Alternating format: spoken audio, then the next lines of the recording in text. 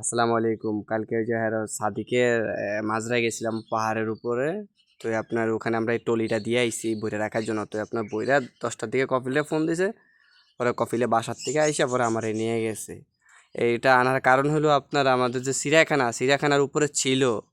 প্রায় 15-20 দিন ধরে তো বাতাস কয়েকদিন আগে বৃষ্টি হয়েছিল। বৃষ্টি হওয়ার কারণে বাতাসের কারণে যেত আছে সব মনে করেন আপনার দুই সাইডে এস্তারা আছে, এস্তারার ভিতর তো আরেকজন এস্তারা থেকে তো যায় আনা যায় না। এই যে এই সাইডে একটা এস্তারা আছে, আবার ওই সাইডে নিচে পড়ে গেছে।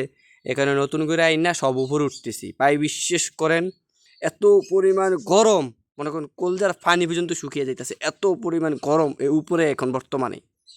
এত পরিমাণ গরম, পুরাটাই দিতে হবে। এবার আসেন কেটা কেটা প্রবাসে আসবেন, এবার আইসা দেখেন টাকাটা তোকে বলে যে এমকের পোলায় এত পাড়ায়, অমুকের পোলায় এত পাড়ায়, কাল সৌদি আরব আসলে টাকা পড়ে থাকে, কাল টোকে টোকে লিয়ে বাংলাদেশে ফাটে দেয়।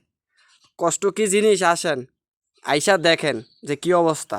প্রচুর পরিমাণ গরম, কলজা পর্যন্ত শুকিয়ে যেতেছে।